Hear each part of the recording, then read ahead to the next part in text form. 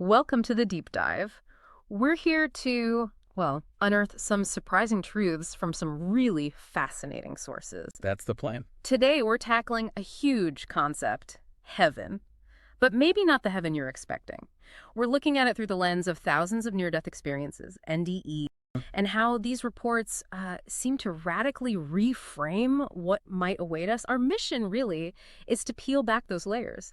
How these real-world accounts challenge that, traditional praise forever model and look at the research behind it. We're drawing a lot from two pretty extraordinary books, Unveiling the Afterlife, you can find it on Amazon, all formats. Good one. And also a chapter from its follow-up, Unveiled, the greatest discovery of human history, proof that we are immortal. Heavy stuff. It is, and it's really important to frame this, for you listening.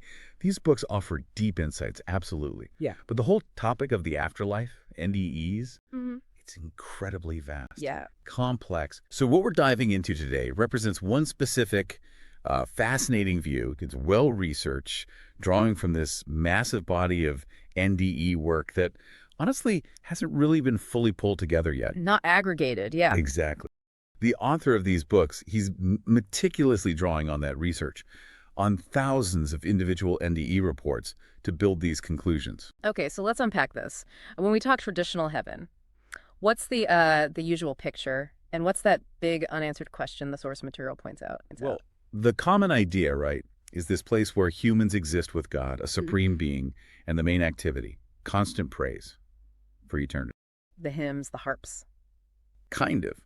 But the source material really zeroes in on a key question. Okay, if we're there forever, what else are we actually doing besides singing praises? And that's a question traditional religion often, well, it doesn't seem to have a solid answer for. That's a really interesting angle, and the source suggests this whole needing praise thing might have roots.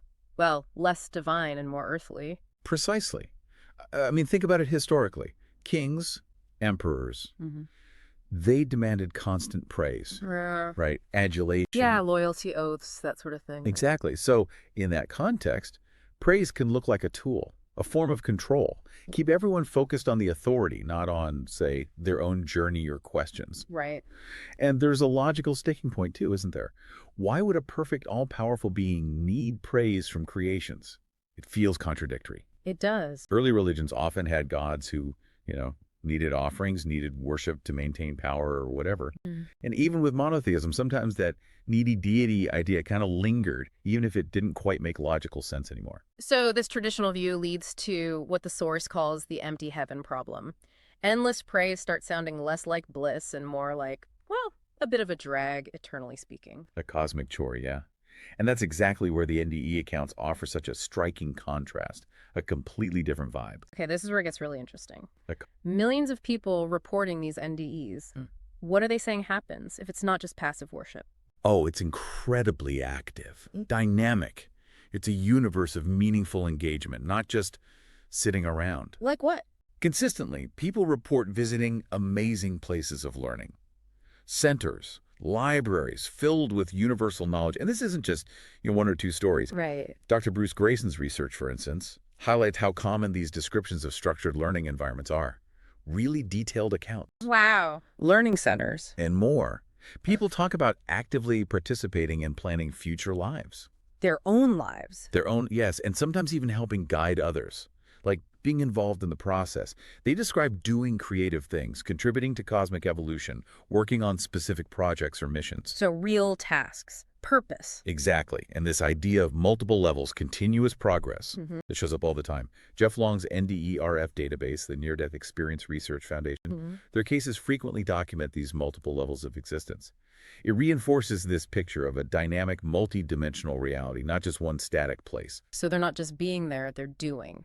What about interacting with a divine presence? How does that compare? Huge difference there, too. Instead of this image of a demanding figure needing praise, NDEers overwhelmingly describe experiencing pure, unconditional love. Unconditional. With absolutely no demand for worship attached. Communication is often described as two-way, a dialogue. It feels like a partnership, not servitude. Partnership, not servitude. That's a big shift. It is. And it's about understanding, not just blind faith. growth through experience, not staying stuck in one perfect, unchanging state. You see this reflect in why people say they chose to come back. Ah, the return decision. Yes, almost always. It's tied to unfinished business. Completed work, a purpose they still need to fulfill here. That implies the other side isn't static either. There's ongoing stuff happening. That makes a lot of sense. And the social side, you mentioned collaboration. Absolutely. It's profoundly communal, solitary at all. NDers talk about working with other souls, teaching, mentoring relationships, group projects, shared mission. Projects. Sounds mundane, but yes. Dr. PMH Atwater's research specifically looks into these group connections. And the INDS case files that the International Association for Near-Death Studies, they have loads of examples of collaborative activities. Okay. Kenneth Ring's work also touches on these shared experiences, shared missions. It paints a picture of a vibrant, interconnected community, all focused on shared goals, growth, learning. So just to kind of pull that together, this picture emerging from thousands of NDEs, it directly challenges that old view. It's active, not passive, purpose-driven, not praise-focused, growth-oriented, not static, collaborative, not just hierarchical. That sums it up perfectly. It's a complete paradigm shift based on reported experience. And the research backing this up is pretty extensive, you mentioned. Oh, yes. It's not just anecdotes. We mentioned Dr. Greason on learning environments. Think about the University of Virginia's Division of Perceptual Studies. Their work consistently finds strong evidence pointing towards progression and purpose within these NDEs. Progression and purpose. Right. And for specific missions, NDers often return with such clarity about what they need to do. Yeah. Sometimes they're literally shown work they need to complete, specific assignments almost. They get this sense of how their personal purpose fits into a bigger picture. Wow. And the personal growth aspect is compelling too. Descriptions of different developmental levels, understanding gained through life reviews, guidance from beings who seem more advanced. Dr. Raymond Moody, one of the pioneers, documented this kind of ongoing learning aspect decades ago. It's striking how consistent it seems to be across different researchers and databases like NDRF and IND, as you mentioned. It is. And one key observation the source material makes is that up to now, these research organizations haven't really focused on explicitly comparing these findings with religious dogma. The NDers themselves directly attacking or criticizing religion. How does that work? Yeah, that's fascinating. The source calls it the power of incidental contradiction. Incidental contradiction. Right. The NDers aren't setting out to debunk anything. They're just sharing what happened to them authentically.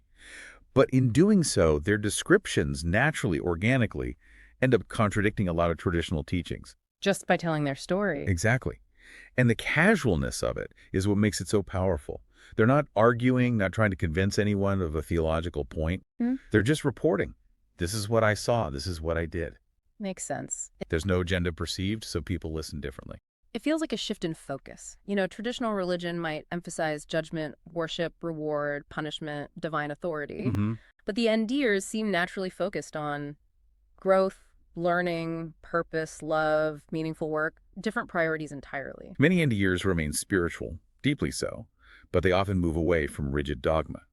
They'll describe these afterlife activities, learning, working on projects, helping others, without necessarily even realizing they're contradicting centuries of tradition. You hear things like, I was surprised to find myself working on projects, or I didn't expect to be learning so much. There are these amazing libraries. We're helping others understand their paths. These little phrases, these casual revelations, they build up. This is the impact of innocent observation, repeated thousands, millions of times. Truth emerging through shared experience, not imposed doctrine. So the cumulative effect is huge. Millions of similar stories, no coordination, but these consistent themes just emerge, reshaping beliefs slowly, organically. Right. But that raises a question. If the contradictions are there, why don't more NDers talk about them directly? Why not try to reconcile it more explicitly with, say, their religious upbringing? That's a really good question, and the source suggests a few reasons. First, the experience itself is just profoundly transformative. You're flooded with love, knowledge, a sense of cosmic connection. Integrating that feeling, that understanding, into your daily life becomes the priority, not necessarily dissecting theological inconsistencies. You're busy processing the core message. Exactly. Yeah.